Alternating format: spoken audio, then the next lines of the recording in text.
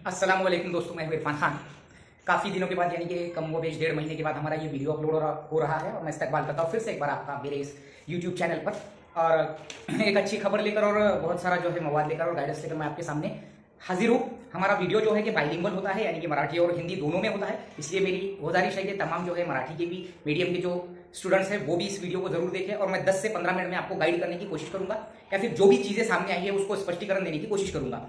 तो ज़्यादा वक्त ना लेते हुए हम शुरुआत करेंगे। सबसे पहली चीज़, पहली लिस्ट लगी, दूसरी लिस्ट लगी, तीसरी कन्वर्टेड टू ओपन राउंड की लगी, और उसके बाद में जो है अब जिसका इंतजार था, यानी कि जो नाउम्मीद हो चुके थे स्टूडेंट्स आर मीडियम के, उनके लिए जो है फेज 2 की शुरुआत हो चुकी है। फेज 2 के लिए आपने देखा होगा कई जो है यूनियंस ने, कई लोगों ने बहुत ज्यादा जो है कुर्बानी दी है, बहुत ज्यादा जो है आंदोलन करके अपने आप को वहां पर पेश किया है और निवेदन दिए है और लोगों से, मंत्रालय से लेकर तो अधिकारियों तक मिले हैं। और आज ये सिला है कि फेज 2 की शुरुआत का जो है जो पहला स्टेप है वो शुरू हो चुका है फेज 2 का, और उसका पत्र आ चुका है। ये एक अच्छी खबर है और यह पॉजिटिव रहना हर मीडियम वाले के लिए बेहतर है। अब जो है हमारा जो पैनिक होना अब मायने नहीं रखता। सबसे अच्छा मौका है ये उन लोगों के लिए जो इंतजार कर रहे थे फेज 2 का। अब जब हम फेज 2 की बात ही कर रहे थे तो उसमें पहले मुद्दे की बात करेंगे हम कि जो अब तक की ओवरऑल वैकेंसीज कौन सी आएंगी उसमें। तो उसमें आएंगी 10% जो रिक्त थी, 10% जो रिक्त जगह थी वो, उसके बाद में जो अपात्र हो चुके हैं यानी कि डॉक्यूमेंट वेरिफिकेशन में जो बाद हो चुके हैं वो, गैर हाजिर यानी कि जो आए ही नहीं ज्वाइन करने के लिए वो, ये ऐसी जो है 3 से 4 टाइप की वैकेंसीज होंगी। ओवरऑल वैकेंसीज का क्या अंदाजा है? तो देखो, ओवरऑल वैकेंसीज का मैं अंदाजा लगाना यहाँ सही नहीं समझता, लेकिन 10,000 की जो है 15,000 की मांगनी करे थे आंदोलनकर्ताओं ने, या फिर जो भी निवेदन दिए थे, जो भी मिले थे अधिकारियों से लोग, उन्होंने, और उम्मीद है कि 10-12,000 के आसपास आए। अब यहाँ पर उर्दू मीडियम वालों का ये सवाल आपके दिमाग में आता होगा, मैं पॉइंट वाइज बताने की कोशिश करूंगा कि कितनी आ सकती है। तो अगर ऐसे 10-1,000 भी आ गई तो हमारी वैकेंसीज हम 500 कहीं पर भी नहीं गई ऐसा पकड़ सकते हैं। ये सिर्फ एक अंदाजा है, जब हमको जाहिरात आएंगी, क्योंकि जाहिरात अब वैकेंसीज अपलोड करने के लिए उनको चांस दिया जाएगा, जिसमें जिला परिषद होंगी, नगर पालिका होंगी, मनपा होंगी और प्राइवेट इंस्टीट्यूशन होंगे। प्राइवेट इंस्टीट्यूशन तो जनरली मराठी मीडियम के लिए होते हैं, जिसमें विद इंटरव्यू विदाउट इंटरव्यू वगैरह होते हैं। तो ये चीजें होती है। अब इसमें जो यहाँ मैं तीसरे मुद्दे की, चौथे मुद्दे की बात करूंगा कि मेरिट का अंदाज अगर आप पूछ रहे होंगे, तो मेरिट का अंदाज पहले 88 पर जो है क्लोज हुई है कन्वर्टेड टू ओपन राउंड में। तो यहाँ एक अंदाज ऐसे पकड़ लो 4-5 मार्क्स नीचे, जिनका 5-7 मार्क्स से रुका हुआ है, मैं उर्दू मीडियम की बात कर रहा हूँ। मराठी मीडियमसाठी जर कोणी मला मेरिटचा अंदाज विचारत असेल तर माझ्या मते मराठी मीडियमचा अंदाज मी सध्या तरी लावू शकत नाही, तरी पण जे आहे 2-3 मार्कांनी ज्यांची मेरिट हुकली असेल त्यांना ही स्वर्ण संधी आहे। आणि त्यात पण जिल्हा परिषद, नगरपालिका, महानगरपालिका आणि खाजगी संस्था यामध्ये असणार आहे। म्हणून आपल्याला असं नाही की एकदम नकारात्मकतेच्या वातावरणात जे आपण गेलो होतो मागच्या वेळेस की फेज 2 होणारच नाही वगैरे वगैरे XYZ, आणि मानसिकता असतेच, कारण आपण आपल्या म्हणजे आपले विचार जे आहे एकदम अनलिमिटेड असतात, म्हणून आपण नकारात्मक दृष्टिकोन पण त्याच्याकडे आपला होता की फेज 2 होणार किंवा नाही होणार, तर ही आपल्यासाठी एक चांगली गोष्ट आहे आणि याच्यासाठी आपण सकारात्मक असणे फार गरजेचे आहे। 2-3 मार्कांनी ज्यांची मेरिट हुकली असेल किंवा 3-4 मार्कांनी ज्यांची हुकली असेल वगैरह, उर्दू मीडियम की भी नियर अबाउट वही रहेगी, लेकिन जो है जिसकी बात करेंगे हम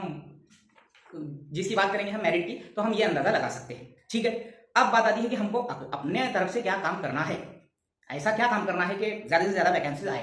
तो आपने देखे होंगे कि अलग अलग डिस्ट्रिक्ट्स में अलग अलग ग्रुप्स के जरिए, चाहे वो किसी भी मीडियम के हो, निवेदन दिए जा रहे हैं। उर्दू मीडियम वालों का काम क्या है कि वो जैसा हम मराठी मीडियम वाले जैसा जो ग्रुप्स बना रहे हैं उनका हमको साथ देना, मराठी उर्दू हर मीडियम के एक साथ मिलकर चलना और अपने अपने जिले की नगरपालिका, मनपा और जिला परिषद इनको निवेदन देना।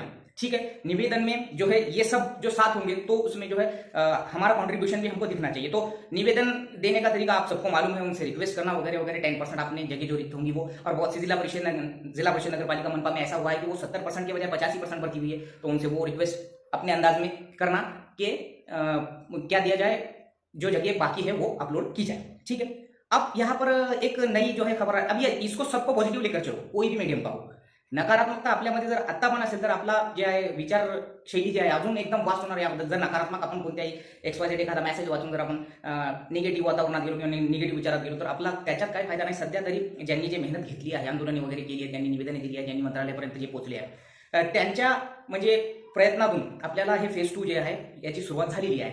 तर आता आपल्याला जे निवेदन आहे, निवेदन वगैरे जे प्रत्येक जिल्ह्याचा ग्रुप बनलेला आहे वगैरे वगैरे, सध्या मी त्याच्या टचमध्ये नाही, तरी पण प्रत्येक जिले अपना एक ग्रुप असावा, त्याच्यात प्रत्येक माध्यम का विद्यार्थी असावा। और उर्दू मीडियम वालों ने कोशिश करना चाहिए कि अपने मीडियम क्या है, दूसरे मीडियम क्या है, मराठी मीडियम वालों ने कोशिश करना चाहिए कि हर मीडियम की जो है उनको हम निवेदन, एक जब अधिकारियों को हम जब कुछ बोलते हैं तो हम उनको ऑर्डर तरीके से नहीं बोल सकते, इसलिए हमको उनको निवेदन देना। तीसरी इसके बाद की चीजें, शिक्षण सेवक की परीक्षा के बारे में एक अफवाह फैली थी जो कि बहुत कंफ्यूजन था, तो उसको क्लैरिफिकेशन आ चुका है कि शिक्षण सेवक आपका होने के बाद नहीं, वो सेमी इंग्लिश वालों के लिए है कि उनकी कौशल्य विकास की चाचनी होंगी। जो साधारण व्यक्ति होंगे उनके कौशल्य विकास यानी कि इंग्लिश के बारे में परफेक्शन के लिए उनकी चाचनी होंगी, वो महाराष्ट्र राज्य परीक्षा परिषद पुणे लेगा। इससे ज्यादा बढ़कर वो कुछ भी नहीं है, इसलिए पैनिक होने की कोई भी जरूरत नहीं, कोई परीक्षा नहीं होगी। शिक्षण सेवक, आम शिक्षण सेवक को ये सेमी इंग्लिश वालों के लिए होगा। ठीक है, अब यहाँ पर जो है, जैसा मैंने कहा कि जितनी हम कोशिश करेंगे, जितना हम वहां पर जाकर आढ़ावा लेंगे जेडपी नगर पालिका मनपा में कि क्या स्थिति है सर और क्या होने वाला है आज और कितनी अपलोड होने वाली, तो हमको साफ साफ बोलेंगे, वो कोई सही नहीं करेंगे, वो साफ बोलेंगे तो होंगी नहीं तो नहीं होंगी, हमने इतनी करी थी अब इतनी करने वाली है वगैरह वगैरह। लेकिन अपना काम है कि उनको रिक्वेस्ट करना। ठीक है, मेरिट का अंदाज मैंने जैसे आपको बताया कि उर्दू मीडियम में हो सकता है कि भाई 88 की आई थी लास्ट टाइम, तो उससे नीचे XYZ हो, और जो भी होंगी वो 4-5 मार्क्स 6 मार्क्स से तक या 7 मार्क्स तक जा सकती है, एक अपना अंदाज लगा सकते हैं अपन। अब गाइडेंस के बारे में अगर मैं बात करूं, महाटीईटी गाइडेंस दूसरा मैंने पॉइंट वहां थंबनेल में आपको बताया था, तो यहाँ पर फॉर्म भरने में एहतियात करें, यही एक सबसे बड़ी चीज मैं आपको बताने की कोशिश करूंगा, क्योंकि हम जब पछताना पड़ता हमको जब हम फॉर्म में कुछ गलती करते हैं। ठीक है, फॉर्म भरने में गलती ना करें, उसमें एहतियात बरतें, स्टेप बाय स्टेप हर चीज करें। नेट कैफे वाला जो भर रहा है उसको चेक करें बार बार, और जितने भी उसके स्टेप है उसको एकदम एक्यूरेटली देखें। डॉक्यूमेंट अपलोड करने का तरीका जो भी होगा, XYZ जितने भी केबी में बोलाऊंगा वगैरह वगैरह, सिग्नेचर फोटो वगैरह अपलोडिंग का जो तरीका है वो, और उसके बाद में अपलोड करने का जो तरीका है वो सही करें। और प्रिंट जो है, ये सब होने के बाद में प्रिंट को संभाल कर रखना ये जरूरी है। पढ़ाई के लिए अगर मैं गाइडेंस करूं तो उर्दू मीडियम के हद तक इंशाल्लाह मैं कोशिश करूंगा पूरी कि आपको उर्दू ग्रामर जो होता है, उर्दू ग्रामर, उसके बाद में साइकोलॉजी, EVS, ऐसे जो सब्जेक्ट्स हैं इंशाल्लाह मैं अपलोड करने की कोशिश करूंगा जितना चैनल पे हो, और उसके लिए गाइडेंस भी करूंगा मवाद के साथ साथ कि कैसा पढ़ना है। गाइडेंस के अंदर मैं उर्दू अगर सब्जेक्ट पकड़ूं तो ये उर्दू सब्जेक्ट जो है हमारा क्या है, एक जिसको हम बोलेंगे स्कोरिंग सब्जेक्ट है उर्दू ग्रामर, लेकिन टफ होता है। यहाँ से हमको, मैंने जैसे इससे पहले भी कहा कि दरसी किताबें जो होती है पहली से लेकर तो 10वीं तक की, इसके लास्ट में जो कवायद का हिस्सा होता है बहुत बेहतरीन होता है, लेकिन आपके पास अगर स्पेशल किताब है तो कोई मसला नहीं। ठीक है, उसके एंड में जो हमको करना, जो आखिरी का जो हिस्सा होता है वो हमको कवायद का हिस्सा होता है, और वो कवायद का हिस्सा हमको पढ़ना है। ठीक है, ये बहुत बेहतरीन होता है, मैं आपको बार बार बोल रहा हूँ। और रही बात किस चीज की कि कैसा होता है उसके पीछे का जो हिस्सा होता है उर्दू कवायद का, तो बहुत बेहतरीन होता है in my point of view. अब इसमें क्या हो गया है कि 4 दरसी किताबों जो पूरा सिलेबस होता है प्राइमरी का, वो 4 जो पार्ट्स में कवर कर दिया गया है, यानी पूरे सब्जेक्ट 4 पार्ट्स में। तो अब आसान है हमको, एक जो भी पुरानी किताबें है उसमें के जब सबक खत्म हो जाता है, मश के बाद का जो उर्दू का हिस्सा होता है वो पढ़ो, अगर मेरी राय मानते हो तो बहुत बेहतरीन है। इसके अलावा भी जितना हो सकता है उर्दू ग्रामर का पढ़ो, चाहे वो पब्लिकेशन से हो या किताबों से हो या दरसी किताबों से हो। EVS जो इन्वायरमेंटल स्टडीज है, ये भी यहाँ पर दरसी किताबें बहुत काम आएंगी, अगर कोई अच्छा पब्लिकेशन है तो वो भी पढ़ सकते हैं। रही बात साइकोलॉजी की, तो सबसे टफ सब्जेक्ट कोई है तो साइकोलॉजी है, तो इसको भी अच्छा खासा हमको पढ़ना होगा, क्योंकि यहाँ कवरिंग नहीं होता, ये कवर नहीं होता। मैथमेटिक्स की बात करूंगा तो जितना प्रैक्टिस करेंगे उतनी सही। इसकी शुरुआत अगर मैथमेटिक्स की 5वीं की अगर किताब से करें तो 8वीं की किताब तक तो ये मैथमेटिक्स में जो हम बोलेंगे ज्योमेट्री और अलजेब्रा दोनों कवर हो जाएंगे। यहाँ बहुत बेस होता है 5वीं से लेकर तो 8वीं तक का, और उसके आगे का भी पढ़ सकते हैं। चैनल पर मैं जितना हो सकेगा मवाद अपलोड करूंगा, जितना हो सकेगा, शॉर्ट वीडियोस के जरिए या लॉन्ग वीडियोस के जरिए, जिसमें उर्दू ग्रामर भी रहेगा, जिसमें हमारा साइकोलॉजी भी रहेगा और EVS भी रहेगा, और हो सके तो इंशाल्लाह मराठी ग्रामर, क्योंकि आप मराठी जो है कोई लेता है। अब फॉर्म भरने के दरमियान में मैं बोलूँ क्या चूज करना, तो सबसे पहली लैंग्वेज 1 उर्दू लो, और लैंग्वेज 2 में जिस पर आपकी कमांड बहुत ज्यादा है, बहुत से लोगों की मराठी पर कमांड होती है, मैं सजेस्ट करूंगा कि वो मराठी ले। अगर नहीं है तो फिर इंग्लिश में अगर अच्छा स्कोर कर सकते होंगे तो बेहतर, क्योंकि इंग्लिश ग्रामर बहुत सौ का एकदम 90% परफेक्ट होता है, बहुत सौ का मराठी ग्रामर परफेक्ट होता है, तो दूसरी लैंग्वेज मराठी लिए तो अगर आपका उसमें परफेक्शन है तो बहुत अच्छा।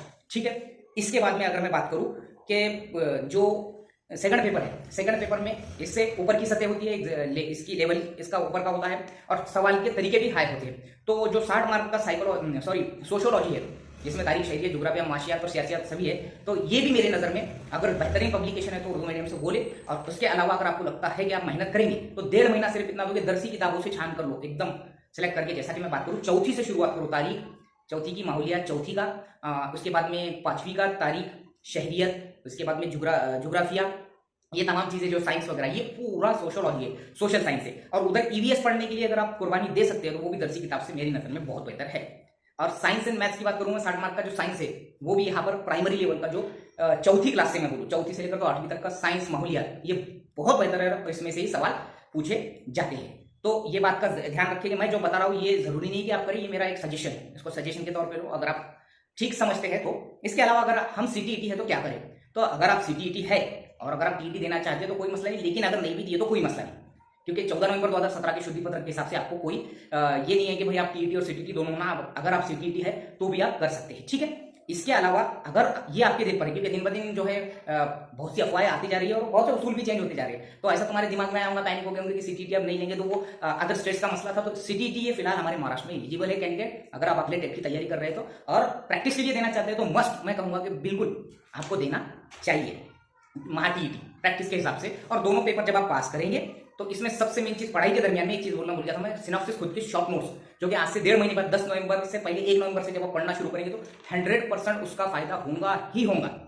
शॉर्ट नोट्स खुद के, ठीक है। और खुसूसन चाहे आप कास्ट से बिलोंग करते हो, चाहे आप ओपन से बिलोंग करते हो, कोई भी कास्ट से 90+ मार्क लेकर पास होने की कोशिश करें अगर आप टीईटी दे रहे हो। न्यू एस्पायरेंट्स की भी मैं बात कर रहा हूँ, और जो नया दे रहे हैं ये बारे में टीईटी पहली बार, उनको मैं ये बात बताता चलूँ, इस पर किसी भी तरह की कोई नौकरी नहीं होती है। इसके बाद के टेट के एग्जाम के मेरिट पर नौकरी होती है, जॉब होती है गवर्नमेंट टीचर की हो या प्राइवेट टीचर की, प्राइवेट स्कूलों की, ठीक है। तो आपको ये बात जहन में रखनी होगी, क्योंकि बहुत से नए एस्पायरेंट्स क्या करते हैं कि ये चीजों में भ्रमित हो जाते हैं और मिसगाइड कर दिया जाता है उनको कि इसी पर नौकरी वगैरह वगैरह होती है। तो इसमें सिर्फ आपको 55 और 60% मार्क्स लेकर पास होना होता है। ये पास होने के बाद ही आप टेट दे सकते हैं, ठीक है। और 90+ मार्क लेकर पास होने की ज्यादा कोशिश करेंगे। इसका फायदा ये होगा कि आप कास्ट में भी मेरिट में रहेंगे और ओपन की भी मेरिट में रहेंगे, आप ओपन के भी लिए एलिजिबल रहेंगे।